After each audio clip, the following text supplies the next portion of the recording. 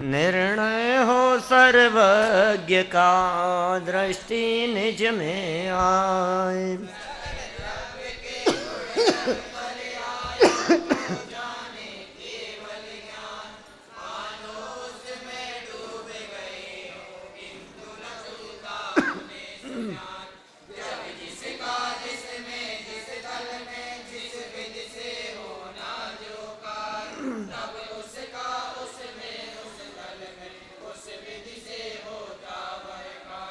जन्म मरण हो या सुख दुख हो, अथवा हो संयोग वियोग, जैसे जाने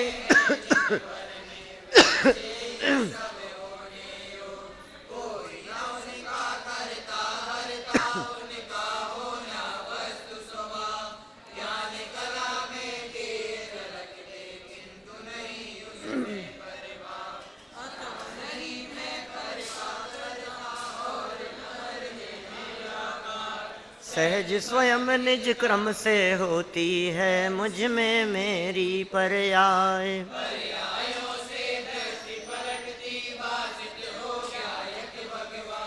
वास्तु स्वरूप बताया तुमने, शत शत वंदन गुरु कहोन। वास्तु बताया तुमने, शत शत वंदन। आदरणीय डॉक्टर हुकमचंद जी भारेल द्वारा लिखित यह क्रमबद्ध पर्याय अनुशीलन नामक कृति है, जिसकी चर्चा कल हमने यहाँ प्रारंभ की है। हमारे महाविद्यालय के विद्यार्थियों की दृष्टि से तो काफ़ी दिन पूर्व इसकी चर्चा प्रारंभ की जा चुकी थी। एक बार सभी लोगों को वो विषय ख्याल में आ सके, इसलिए उसका हम पुनरावलोकन कर रहे हैं।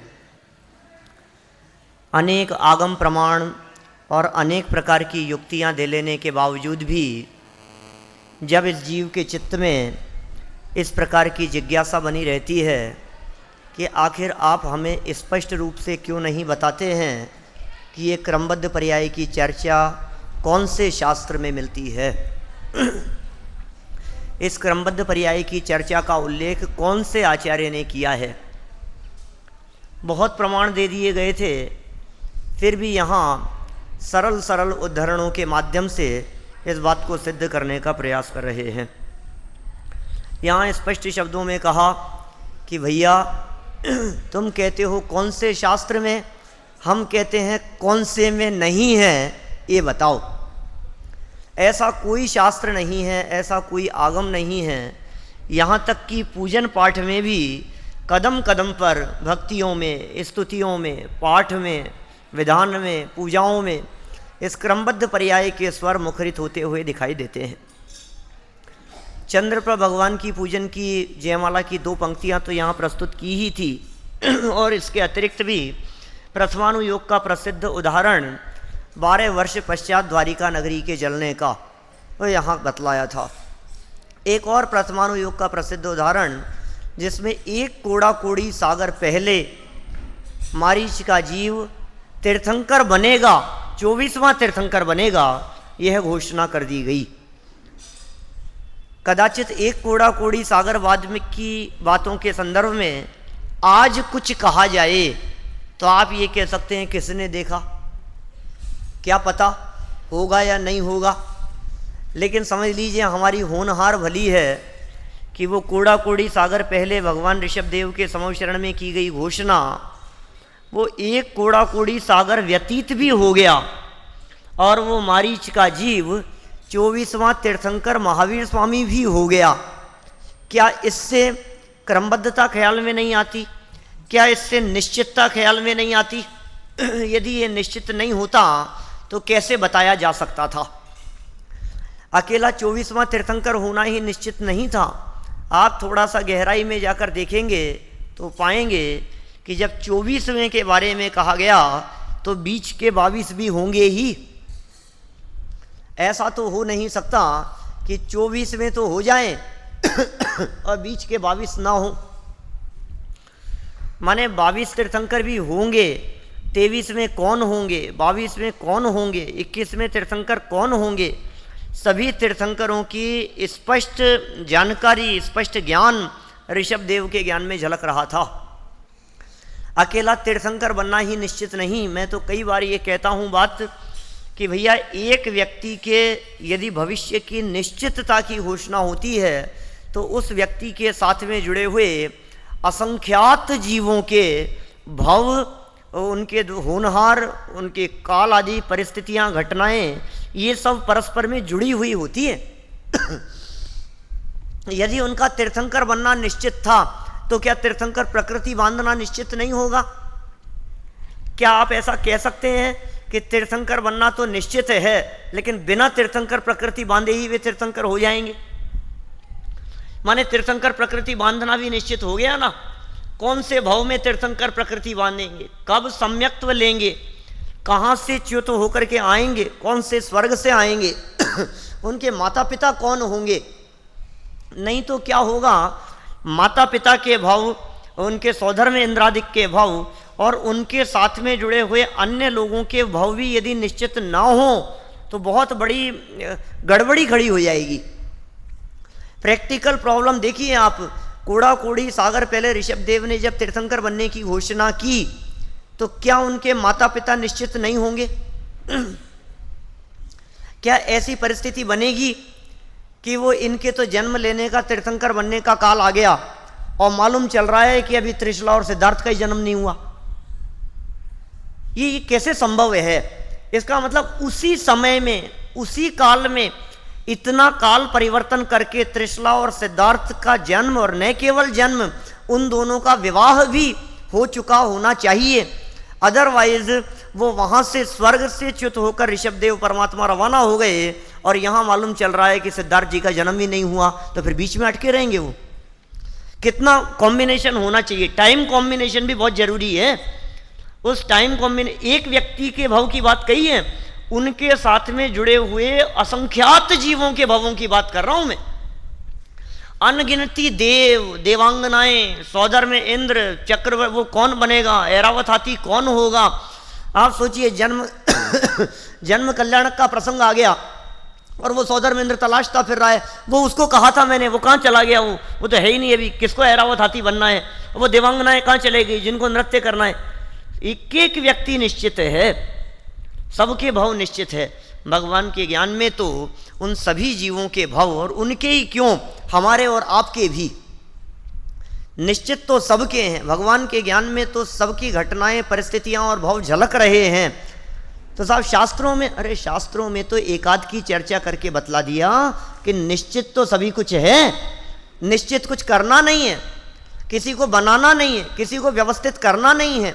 ये कुछ ऐसा नहीं है कि किसी ने विधि का विधान लिख दिया हो कि जैसा लिखा होगा वैसा ही होगा।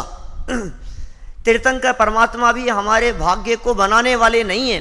वे जानते हैं, जानना अलग चीज है, करता धरता नहीं है।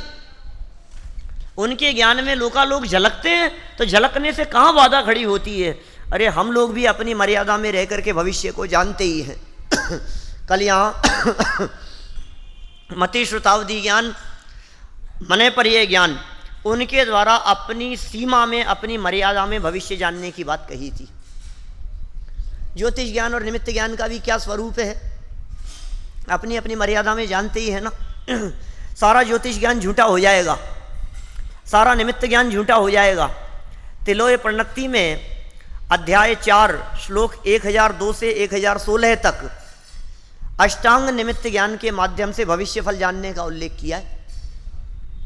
शास्त्रों में आती है निमित्त ज्ञान की चर्चा, रिद्धियों की चर्चाएं हैं, निमित्त ज्ञान की चर्चाएं हैं, ज्योतिष ज्ञान की चर्चाएं हैं। क्या उनसे भविष्य फल नहीं जाना जाता है?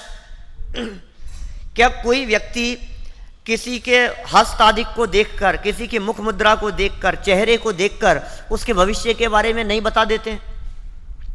स्वर निमित्त ज्ञान, भू निमित्त ज्ञान, भौम निमित्त ज्ञान, अंग निमित्त ज्ञान, ये सब निमित्त ज्ञान है। किसी के नाखून देखे और बतला दिया, किसी की नाक देखी और बतला दिया इसकी भविष्य क्या होने वाला है, किसी के कान देख करके बतला दिया, ये सब अंग निमित्त ज्ञान है। होठ देख करके बतला देवे, हस्तरेखा भी तो वही है, पामेष्टि और क्या चीज है, अंग निमित्त ज्ञान है। स्वर सुन करके भद्रबाहु ने 12 वर्ष के अकाल की घोषणा कर दी थी 2000 वर्ष पहले। स्वर निमित्त ज्ञान था। पालने में एक बालक को झूलते हुए देखा जिसके यहाँ आहार करने के लिए गए थे, और वापस लौटते समय उस पालने में झूलते हुए 6 महीने के बालक के मुख से निकला हुआ स्वर, उस स्वर को सुनकर के उन्होंने घोषणा कर दी उत्तर भारत में 12 वर्ष का अकाल पड़ने वाला है। और 12 वर्ष का अकाल पड़ गया, माने 12 वर्ष तक उत्तर भारत में क्या परिस्थितियां होगी इसकी घोषणा उस स्वर के आधार पर कर दी गई। अंग देख करके कर देवे, जमीन देख करके बतला देवे कि इस जमीन में नीचे तेल है कि पानी है कि धन गड़ा हुआ है। बोलो आप, मिट्टी देख करके बतला देते हैं लोग, धरती की परिस्थितियां देख करके बतला देते हैं कि यहाँ धन होने की संभावना नहीं है, यहाँ तेल निकलने की संभावना है, खुदाई करो और निकल जाता है निमित्त ज्ञान के आधार पर। क्या ये सब असत्य है? क्या इनकी सत्यता में आपको शंका है? ऐसी बहुत घटनाएं घटती हैं। सूर्य ग्रहण, चंद्र ग्रहण आदि की घोषणाएं तो वर्षों पहले कर दी जाती है, सब सत्य निकलती है। अनेक बार अनेक प्रकार की बातें कह दी जाती है। जयपुर के प्रसिद्ध एक ज्योतिषी की घटना है, माने उनके 3 बेटियां थी और तीनों बेटियों का अच्छे संपन्न परिवार में विवाह कर दिया गया, और विवाह के 1-2 वर्ष बाद में ही तीनों पुत्रियां विधवा हो गई। बहुत प्रसिद्ध थे, सच्ची घटना है यहाँ की, हमारे पंडित साहब सुनाया करते थे, संतोष जी झांझरी जी। लोगों ने आकर के कहा, साहब आप तो दुनिया का भविष्य देखते हो, आपने अपनी बच्चियों का भविष्य नहीं देखा था क्या? आपको पता नहीं था इस बात का? उनकी जन्मपत्री नहीं देखी थी आपने? सारी दुनिया का भविष्य बतलाते हो, बहुत नाम है आपका। बहुत पुरानी घटना है, कोई 70 साल पुरानी।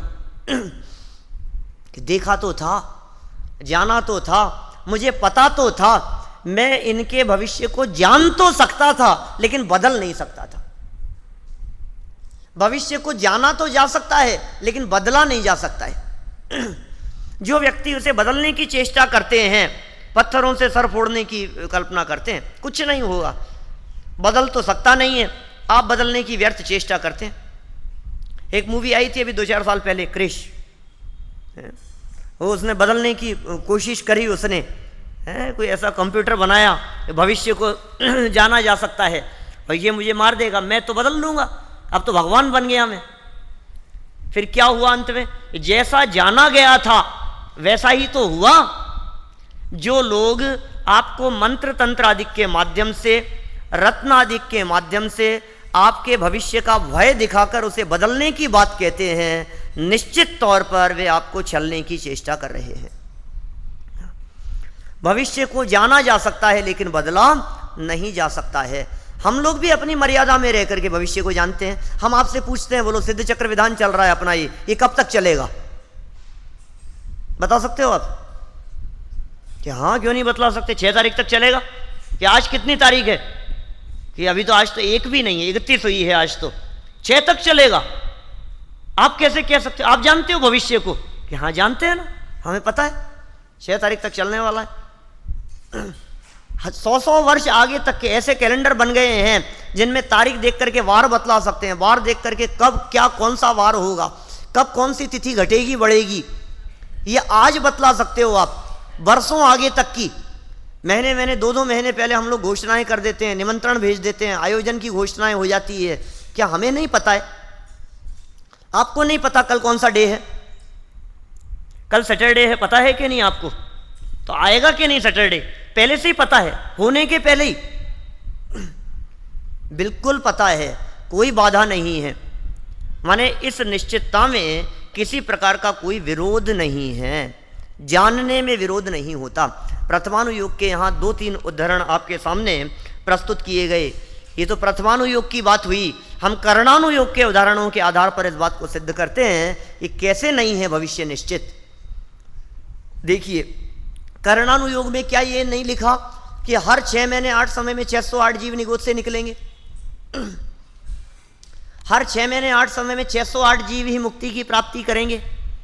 क्या इससे ज़्यादा जीव निगोद से निकल सकते हैं? क्या इससे ज़्यादा जीव पुरुषार्थ करके मुक्ति की प्राप्ति कर सकते हैं? क्या इसमें आपको परतंत्रता नहीं लगती? क्या इससे वस्तु की स्वतंत्रता खंडित होती हुई प्रतीत होती है? आपको ऐसा लगता है कि स्वतंत्रता खंडित हो गई है? इससे ज़्यादा जीव क्यों नहीं जा सकते हैं? ये जीव नित्य निगोद से साधिक 2000 सागर के लिए त्रस पर्याय में आता है, और उसमें भी निश्चित है कि इतने भवदेव के, इतने भव नरक के, इतने 2 इंद्रिय के, इतने 3 इंद्रिय के, इतने 4 इंद्रिय के, ये सब शास्त्रों में लिखाई तो है ना। 1260 सागर देवगति में व्यतीत करेगा, 740 सागर नरक गति के अंदर व्यतीत करेगा। क्या इससे अधिक भव, क्या इससे अधिक काल नरक या स्वर्ग में बिता सकता है? जितने समय के लिए त्रस पर्याय की प्राप्ति हुई उसमें इतने 2 इंद्रिय के भाव, इतने 3 इंद्रिय के भाव, इतने 4 इंद्रिय के भाव, क्या ये सब निश्चितता क्रमबद्ध पर्याय की बाधक है? क्या इस चर्चा को सुनकर, पढ़कर, शास्त्रों में पढ़कर आपको ऐसा लगता है ये कैसी पराधीनता है? मनुष्यों के इतने ही भाव मिलेंगे, इससे ज्यादा भाव नहीं मिल सकते हैं। संख्या तक निश्चित कही है मुनिराजों की, संख्या 3 कम 9 करोड़। क्यों साहब, इससे ज्यादा नहीं हो सकते। 6वें गुणस्थान से लेकर 13वें 14वें गुणस्थान तक मुनिराजों की संख्या 3 कम 9 करोड़ कही है। मनुष्यों की संख्या 29 अंक प्रमाण कही है। क्यों इससे ज़्यादा नहीं हो सकते? इससे ज़्यादा हो जाए तो साहब इतनी जनसंख्या बढ़ रही है, इसको देख करके तो ऐसे लग रहा है कि 29 अंक प्रमाण पार हो जाएगी। एक व्यक्ति नहीं बढ़ सकता, एक व्यक्ति 29 अंक प्रमाण से। एक कर्णानुयोग के आधार पर 1-2 जगह नहीं, सैकड़ों जगह इस प्रकार के प्रमाण मिलेंगे आपको। ये सब चर्चाएं कर्णानुयोग की है। इनको बदला नहीं जा सकता, इनमें परिवर्तन नहीं किया जा सकता, इनमें फेर फार नहीं किया जा सकता है। अरे क्रमबद्ध पर्याय की चर्चा के आधार पर अकेले काल की ही निश्चितता नहीं है, द्रव्य भी निश्चित है, क्षेत्र भी निश्चित है, भाव और भाव भी निश्चित है। हमें क्रमबद्ध पर्याय की चर्चा में अकेले काल की निश्चितता दिखाई देती है। हमें ऐसा लगता है कि साहब जब होना होगा तभी होगा। इतना नहीं, जो होना होगा वही होगा, जिसका होना होगा वही होगा, जिस विधि विधान से होना होगा, जिस विधि जिस प्रक्रिया से होना होगा वही होगा। कि साहब आप कैसे कह सकते हो कि हम थोड़ी ना कह रहे हैं, हम थोड़ी ना जानते हैं, हम तो ये कह रहे हैं भगवान जानते हैं। भगवान के ज्ञान में स्पष्ट झलकता है। हमारे चित्त में इस प्रकार के प्रश्न खड़े होते हैं कि यदि इसको ऐसा निश्चित मान लिया जाएगा तो ये जीव अपराध करने से क्यों डरेगा? हर सब चीज क्रमबद्ध ही है, तो चोर चोरी करने के बाद में ये कहेगा कि साहब मुझे सजा क्यों देते हो, ये तो निश्चित ही था। हत्यारा हत्या करने के बाद में ये कहेगा इसमें मेरी क्या गलती है, उसको मरना था और मुझे मारना था, ये तो भगवान के ज्ञान में झलकता ही था, मेरा क्या कसूर है, ऐसा लगता है हमारे को। लेकिन भैया इसमें बिल्कुल आश्चर्य वाली बात नहीं है, शंका करने योग्य बात नहीं है। जिस प्रकार वो हत्या करना भगवान के ज्ञान में झलक रहा था, उसी प्रकार तुझे फांसी की सजा होना भी भगवान के ज्ञान में झलक रहा है। रही बात परिवर्तन की, ये परिवर्तन के तो व्यर्थ के विकल्प हैं। आप कर लो ना परिवर्तन, आप क्या चाहते हो?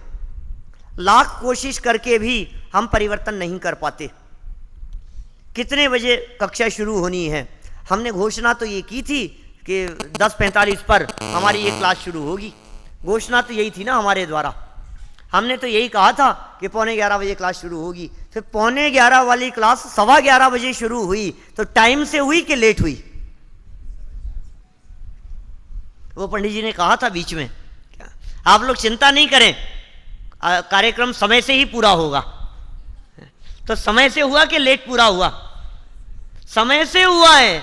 भगवान के ज्ञान में तो यही समय झलक रहा था। हमारे तो व्यर्थ के विकल्प थे, जल्दी बोलना, फास्ट बोलना, तेजी में आना, हड़बड़ाहट, ये सब तो आकुलता जन्य परिणाम है हमारे। यदि सर्वज्ञता के आधार पर निर्णय किया जाए, क्रमबद्ध पर्याय के आधार पर विचार किया जाए, तो जो आकुलता हमारे चित्त में होती है वो आकुलता तत्काल अभाव को प्राप्त हो जाती है। हमें तो कहीं चैन नहीं है। हमारे आकुलतामय परिणामों की क्या कहें?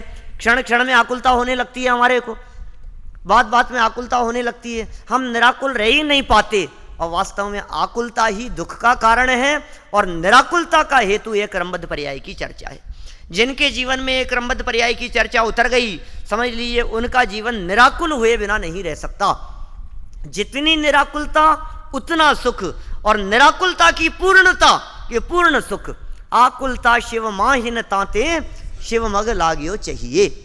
आकुलता तो मोक्ष में नहीं है। दौलत राम जी कहते हैं छेड़ाला की तीसरी ढाल में, आकुलता मोक्ष में नहीं है। इसलिए हे जीवों, यदि आप आकुलता से मुक्त होना चाहते हो, यदि आप दुखों से पूर्णतः छूटना चाहते हो, यदि आप परिपूर्ण सुख की प्राप्ति करना चाहते हो, तो मोक्ष मार्ग में लग जाना चाहिए। आकुलता शिव माही न ताते शिव मग लाग्यो चाहिए। हम कैसे लग जाएं साहब, वे तो सर्वज्ञ हैं, वे तो सब कुछ जानते हैं, हम तो रागी द्वेषी हैं, हमें तो आकुलता होना स्वाभाविक है। वे जानते हैं इसलिए उनको आकुलता नहीं होती, हमें तो पता नहीं है क्या होने वाला है, तो हमें तो आकुलता होगी। कि तुम भी यदि शांत चित्त से विचार करोगे तो निराकुल हो पाओगे। ये करने धरने के विकल्प व्यर्थ के विकल्प हैं। ये क्रमबद्ध पर्याय की चर्चा अकर्तापन के लिए है, स्वतंत्र परिणमन व्यवस्था को समझने के लिए है। जिनके ये बात समझ में आ गई, समझ लीजिए उनका संसार समुद्र का किनारा नजदीक आ गया। ये सर्वज्ञता जब तक समझ में नहीं आएगी, सर्वज्ञता का स्वरूप जब तक समझ में नहीं आएगा, तब तक ये क्रमबद्ध पर्याय की चर्चा समझ में आने वाली नहीं है। तो प्रथमानुयोग के 2-4 उदाहरण दे दिए और कर्णानुयोग की कुछ बातों को बतला करके भी इस बात को सिद्ध किया कि भैया चतुर्गति के जीवों की संख्या भी निश्चित कही है। आप यदि निश्चित नहीं मानोगे तो कहीं तो भीड़ इकट्ठी हो जाएगी और कहीं स्थान खाली पड़े रह जाएंगे। आप लोग बोलो नरक में जाना चाहते हो? दुनिया में जितने लोग हैं, एक एक व्यक्ति से वोट डलवा करके देखो आप। हिंदुस्तान में जितने 100-125 करोड़ लोग हैं, कौन कौन व्यक्ति नरक में जाना चाहता है? एक भी व्यक्ति वोट नहीं डालेगा नरक जाने के लिए। तो फिर नरक तो खाली पड़े रहेंगे ना, क्योंकि कोई जाना ही नहीं चाहता है, कोई जाएगा ही नहीं। और देवगति में तो भीड़ लग जाएगी। हमारे हाथ में है कहाँ? हम चाह करके भी अपने नरक अवस्था को रोक नहीं सकते, हम चाह करके भी देवगति में नहीं जा सकते। आपको क्या लगता है ऐसा हो जाएगा? आप कर सकते हैं, कर पाएंगे? इस पर यह व्यक्ति कहता है कि साहब कैसी बातें करते हो आप, क्या धर्म करना तो बहुत दूर की बात है, क्या पुण्य पाप करना भी हमारे हाथ में नहीं है? हम पुण्य तो कर ही सकते हैं ना, हम पाप तो कर ही सकते हैं, ये तो हमारे हाथ में है पुण्य पाप करना। तो ये देखिए जो ये चर्चा चल रही है ना, ये बड़ी अद्भुत बात चल रही है। आप लोग जिस लेवल पर पुरुषार्थ की प्रेरणाएं सुनते आ रहे हैं, जिस स्तर पर ये सब बातें कही जाती है कि उपयोग को पर से हटाओ, हैं, पंचेंद्रिय विषय भोगों से दूर रहो, धर्म ध्यान में मन लगाओ, विधान में आओ, पूजन करो, बैठो, इधर उपयोग लगाओ, ये सब उपदेशात्मक शैली है। उस शैली से इस क्रमबद्ध पर्याय की चर्चा में कोई विरोध नहीं आता है, क्योंकि ये तो भगवान के ज्ञान के आधार पर बात कर रहे हैं। और हम जो बात करते हैं, हम लोग सर्वज्ञ तो है नहीं, तो उपदेश भी ऐसा ही दिया जाएगा, प्रतिपादन भी करेंगे, कहेंगे भी, समझेंगे भी, समझाएंगे भी, समझने की प्रेरणा भी देंगे। प्रश्न क्या उठाया कि क्या पुण्य पाप करना भी हमारे हाथ में नहीं है? बोलो, लगता तो ऐसा है कि हमारे हाथ में है, हम कर लेंगे पुण्य, तीर्थ कर लो, पुण्य कमा लो, प्रभु के गुण गा लो, बोलो कर लेंगे ना पुण्य। अभी कितना अपन सिद्ध चक्र विधान में बैठना और नहीं बैठना हमारे हाथ में है। यहाँ बैठ करके विधान करें, पूजन करके पुण्य बांधे, चाहे घर बैठ करके पाप बांधे टीवी देख करके, तो हमारे हाथ में है ना। कि भैया ऊपर ऊपर से देखने पर तो ऐसा ही लगता है कि हमारे हाथ में है, थोड़ा सा गहराई में जाकर के देखोगे तो तुम ही देख लो। कभी कभी तुम ही ये बात कहते हो कि अरे मैं तो नहीं चाहता था, पता नहीं मेरे मन में ऐसा भाव क्यों आ गया। बोलो, होता है ना ऐसा, हमारे नहीं चाहते हुए भी। और यदि आप पुण्य ही करना चाहते हो तो कर लो ना, फिर पुण्य ही पुण्य करते रहो ना। फिर पाप भाव क्यों आ जाता है मन में? फिर विकार भाव क्यों आ जाता है? फिर पाप के परिणाम क्यों आ जाते हैं? फिर गुस्सा क्यों आ जाता है? आप तो बहुत समझदार हो ना, आप तो गुस्सा बिल्कुल नहीं करते होंगे, आप तो बहुत उपदेश देते हो। भाई साहब नंद किशोर जी साहब, अपन तो ये समझते हैं ना कि गुस्सा नहीं करना चाहिए, महापाप है ये तो। फिर बोलो अब फिर गुस्सा आता है कि नहीं? क्रमबद्ध है भैया, तुम टाल नहीं सकते उसको। वो जो क्रोध की पर्याय होनी है उसका टालना ये तुम्हारे बस की बात नहीं है। तुम लाख प्रयास करके भी अपना काल अधिक से अधिक शुभ भाव में व्यतीत नहीं कर सकते। तुम लाख प्रयास करके भी अपना समय पाप भाव में व्यतीत नहीं कर सकते। आप 4 घंटे से यहां बैठे हुए हैं विधान आदि के रूप में, तो क्या 4 घंटे से पुण्य ही बन रहा होगा? कर्णानुयोग में साफ साफ लिखा है आगम में, कोई भी व्यक्ति अंतर मुहूर्त से ज्यादा पाप भाव कर नहीं सकता। किसी भी जीव को अंतर मुहूर्त से ज्यादा लगातार पुण्य परिणाम हो नहीं सकता, शुभ भाव हो नहीं सकता। पौन घंटे का मैक्सिमम काल बतला दिया। 4 घंटे से हम यहाँ बैठे हैं तो पुण्य ही पुण्य बंध रहा होगा, शुभ भाव में हमारा काल व्यतीत हो रहा होगा। इस धोखे में मत रहना, इस भ्रम पालने की जरूरत नहीं है इस प्रकार का कि साहब क्या बात कर रहे हो आप, मंदिर में बैठे हुए, भगवान के सामने बैठे हुए, 3 घंटा पूजन करते समय, प्रवचन सुनते समय, इसमें हमने क्या पाप कर लिया? कि भाई साहब पाप परिणाम अंतर मुहूर्त के अंदर अंदर अवश्य आएगा ही आएगा। सूक्ष्म होता है, आता है, इधर उधर देखने का परिणाम, नाचने का परिणाम, किसी से बोलने का परिणाम, बात करने का परिणाम, ये सब पाप भाव ही तो हैं। आप क्या समझ रहे हैं ये सब पुण्य भाव है? घर जाने का परिणाम, घड़ी देखने का परिणाम, आगे कितने पेज बचे हैं, कितने अर्घ बचे हैं, बार बार में गिनने का परिणाम, ये सब पुण्य भाव होता होगा। कब खत्म होगा, खत्म ही नहीं कर रहे हैं, लो इन्होंने तो भक्ति और चालू कर दी, हम लेट हो रहे हैं। क्या ये पुण्य परिणाम है? ये पूजन के बीच में, प्रवचन के बीच में, स्वाध्याय के बीच में इस तरह के परिणाम आ जाना, ये पाप भाव ही तो है। बैठे बैठे कमर सीधी करते रहना, बैठे बैठे पैर ध्यान आना, घुटनों का दर्द ख्याल में आना, बैठा नहीं जाना, उठ जाना है, उठ करके चले जाना, आपस में बात करते रहना, ये सब धार्मिक क्रियाकलापों के बीच में भी, शुभ भाव की बाहुल्यता के काल में भी बीच बीच में अशुभ भाव आए बिना रहते नहीं है। कभी बालों की तरफ हाथ चले जाता है, कभी मक्खी उड़ाते रहते हैं, कभी गला पकड़ते रहते हैं, कभी घुटनों की तरफ, कभी पैर मोड़ लेते हैं, कभी पैर लंबे कर लेते हैं, कभी आगे झुक जाते हैं, कभी पीछे बैठे रहते हैं। बोलो क्या ये सब क्या है? देह की मगनता ही यह मांस बकी वो, ऐसा तो कह दिया उन्होंने बनारसी दास जी ने। शरीर की मग्नता का परिणाम, शरीर की तरफ ध्यान जाना, आने जाने वालों की तरफ ध्यान जाना, कौन आया है, इतनी लेट हो गई, वो तो अभी तक आए नहीं, ये क्यों जा रहे हैं उठ करके, उनको रोको ना जरा, ये माइक को क्या हो गया, ये भी व्यवस्थित नहीं है। ये बीच बीच में हमारे पाप भाव हैं। समझ में आई बात? अंतर मुहूर्त से ज्यादा पुण्य भाव चलता नहीं, ये सैद्धांतिक बात है, ये सिद्धांत विरुद्ध बात नहीं होती। इसी तरह से अंतर मुहूर्त से ज्यादा पाप भाव नहीं होता, बीच बीच में शुभ भाव भी आता है। 3 घंटे थिएटर में जाकर के मूवी देखो आप, ये तो पाप भाव हो रहा होगा ना 3 घंटे लगातार। अंतर मुहूर्त से ज्यादा पाप भाव नहीं चलता, वहां भी पुण्य भाव हो जाता है। ये कैसे? किसी को पिटते हुए देखकर जब आपके मन में करुणा भाव आता है, किसी अपराधी को अपराध करते हुए देखकर उसको सजा का भाव आता है, जब भी आपके मन में जो भी मंद कषाय का भाव, दया का भाव, ये सब शुभ भाव हैं जो टीवी देखने के काल में भी संभव हैं। अब आप कह सकते हैं ये तो बहुत अच्छी बात बतला दी, हम तो पुण्य के लिए मंदिर में आ रहे थे, टीवी देखते देखते भी पुण्य हो सकता है ना? अरे भैया, पुण्य की बाहुल्यता तो जिन मंदिर में ही है। थिएटर में पिक्चर देखते समय तो पाप की ही बाहुल्यता है। कदाचित एकाध बार बीच में शुभ भाव आ जाए मंद रूप से, इससे कोई टीवी देखने का, पिक्चर देखने के समर्थन की बात नहीं कर रहे, हम तो यहां सिद्धांत समझाने की चेष्टा कर रहे हैं। सिद्धांत क्या है? सैद्धांतिक बात क्या है कि पुण्य और पाप के परिणाम हमारे रोकने से रुकते नहीं, हमारे बदलने से बदलते नहीं, हमारे चाहने से कंट्रोल किए जाते नहीं। सबको अनुभव में आती है ये बात, लेकिन फिर भी भाव इस तरह का रहता है, मैं बदल दूंगा। कितनी बार इस तरह का परिणाम आता है, देखना ये बात उनको कहना मत, और फिर निकल गई मुंह से, ये क्या हुआ? कितनी बार ऐसा सोचते थे कि उनको ये बात कह देंगे और फिर कह ही नहीं पाए। तो तुम कहना चाहते हो लेकिन कह नहीं पाते हो, तुम नहीं कहना चाहते हो लेकिन तुम्हारे मुख से निकल जाता है, तुम क्रोध नहीं करना चाहते हो लेकिन क्रोध आता है, तुम ये सोचते हो कि आने दो, आज तो उसको ऐसी डांट लगाएंगे कि याद रखेगा, भूल जाएगा आगे से देर से घर पे आना, और फिर घर आता है और तुम डांट ही नहीं पाते हो, परिणाम बदल जाता है। माने कहने का मतलब यह है कि ये क्षण क्षण के परिणाम भी स्वतंत्र हैं, स्वाधीन हैं, हमारे कर्तृत्व के अभिमान के अधीन नहीं हैं। हम अभिमान करके उनको व्यर्थ में बदलने की चेष्टा किया करते हैं। एक इंद्रिय जीव भी ऐसा पुण्य कर लेता है, चक्रवर्ती के बेटे होने जैसा।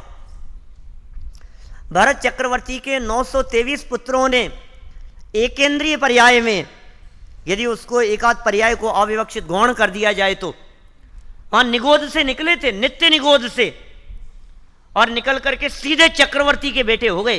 न केवल मनुष्य होना, चक्रवर्ती के बेटे होना, और उसी भाव से मोक्ष चले जाना, है मुनि बन जाना, ये ऐसा सातिशय पुण्य, तीव्र पुण्य उन्होंने एक इंद्रिय त्रस दशा के अंदर, 2 इंद्रिय दशा के अंदर बांध लिया था। आप कैसा पुण्य बांधना चाहते हैं? यदि ये पुण्य बांधना हमारे कंट्रोल की बात है, हमारे हाथ में हो, यदि हम ये सोचते हैं कि हम चाहेंगे जैसा पुण्य बांध लेंगे, तो हम आपसे ही पूछते हैं बांध लो पुण्य, कैसा पुण्य बांधना चाहते हो? आप बांधना चाहते हो ना पुण्य, आपके हाथ में है ना कि हाँ साहब हमारे हाथ में है, हम चाहेंगे तो अच्छा से अच्छा पुण्य बांध लेंगे। कि बांधो, कौन सा पुण्य बांधना है बोलो? जब अपने ही हाथ में है तो सर्वोत्कृष्ट पुण्य ही बांध लेवे।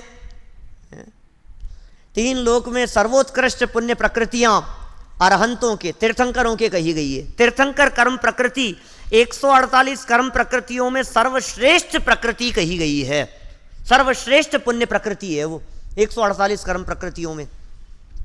इससे उत्कृष्ट जाति का कोई पुण्य नहीं हो सकता तीर्थंकर बनने से ज्यादा। इससे ज्यादा क्या पुण्य होगा? तो बांध लो ना तीर्थंकर कर्म प्रकृति। आप यदि बांध सकते हैं तो बांध लीजिए। क्यों असमर्थ महसूस कर रहे हैं आप अपने आप को? भैया इसलिए असमर्थ महसूस कर रहे हैं क्योंकि हमारे बस में नहीं है ये। क्यों नहीं है आपके बस में? कि वर्तमान के 24 तीर्थंकर तो हो चुके, 25वां तो हो नहीं सकता। तीर्थंकर तो 24 ही होते हैं।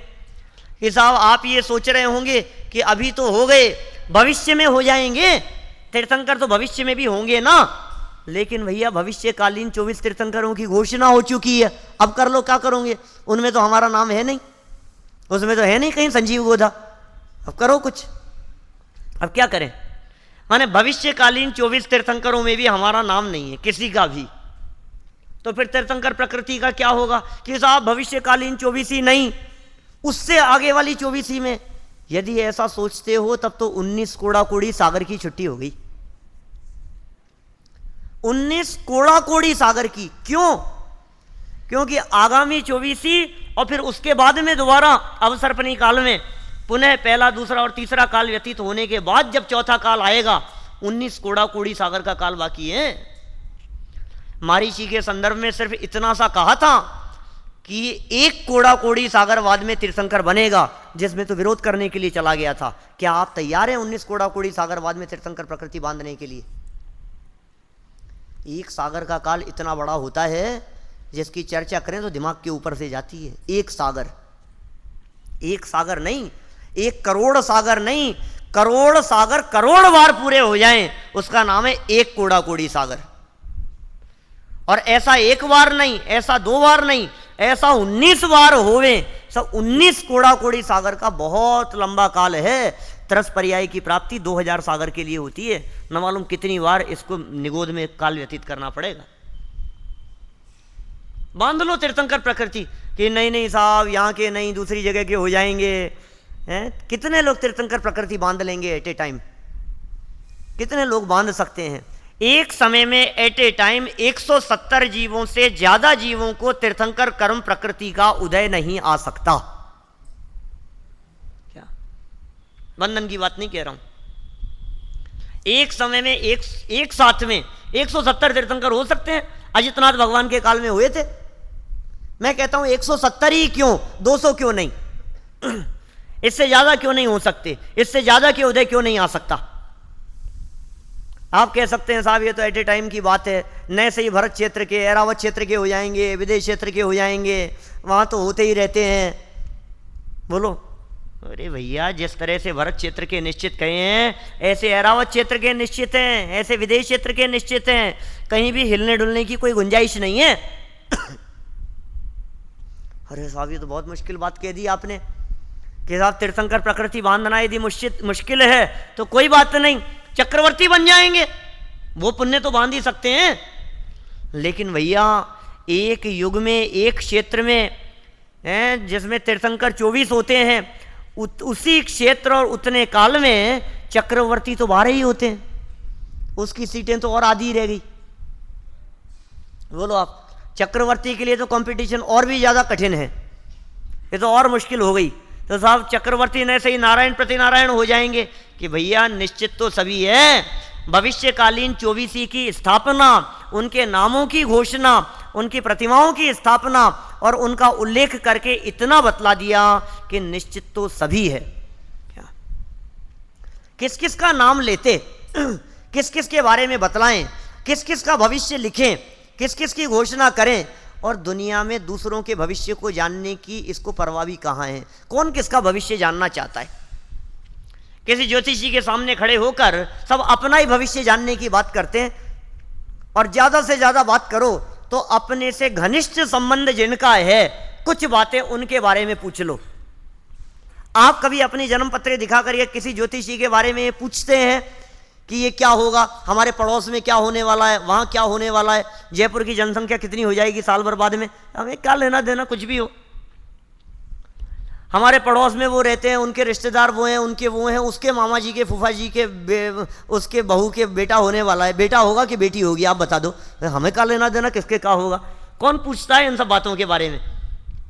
अरे एल्बम भी देखते हैं तो दूसरों की फोटो देखने में रस नहीं होता, और जहां अपनी फोटो आती है पेज बदलते बदलते वहां पेज पर रुक जाता है, उस पेज पर रुक जाता है जहां अपनी फोटो होती है।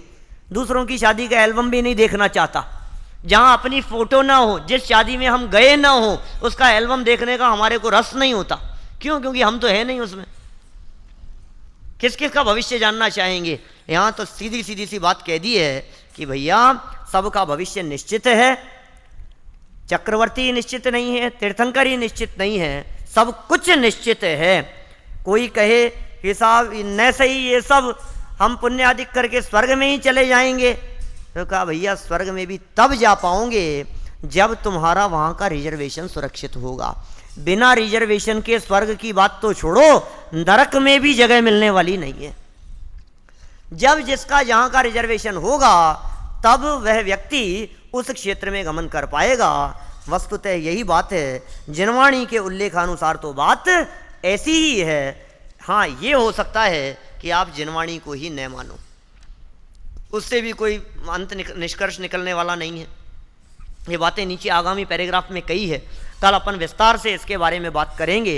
अभी तो इतनी बात समझ लीजिए कि तीर्थंकरों के भव निश्चित है, चक्रवर्तियों के निश्चित है, और तीर्थंकर और चक्रवर्तियों के साथ साथ हमारे भी अनादिकाल से लेकर और भविष्य अनंत काल, अनंत भव नहीं कह रहा हूँ क्योंकि अनंत भव तो हमारे है ही नहीं अब, क्या, लेकिन हमारा अनंत भविष्य जिसमें हम अनंत काल तक सिद्धालय में जाकर के विराजमान होंगे, वो सब भी सिद्ध परमात्मा के ज्ञान में, केवल ज्ञानी के ज्ञान में स्पष्ट रूप से झलक रहा है। और इस स्पष्ट रूप से झलकती हुई बात की स्वीकृति पूर्वक हम निराकुलता से अपना काल व्यतीत करें, कर्ता धर्तापन के विकल्प तोड़ देवें, पर के कर्तृत्व का अभिमान तोड़ देवें, पर में फेरफार करने की बुद्धि को बदल देवें। दृष्टि पर की और जाना जब बंद होगा तो स्वभाव सन्मुख भी होगी दृष्टि, सम्यक्त्व की प्राप्ति भी होगी। इसी का नाम भेद विज्ञान है, इसी का नाम मोक्ष मार्ग की प्रकटता है। तो हम सभी के जीवन में एक क्रमबद्ध पर्याय की वास्तविक श्रद्धा पूर्वक मोक्ष मार्ग प्रकट हो, हम सभी शीघ्रातिशीघ्र मुक्ति की प्राप्ति करें, पूर्ण सुखी हों। इसी भावना से मैं बात को विराम देता हूँ। महावीर भगवान की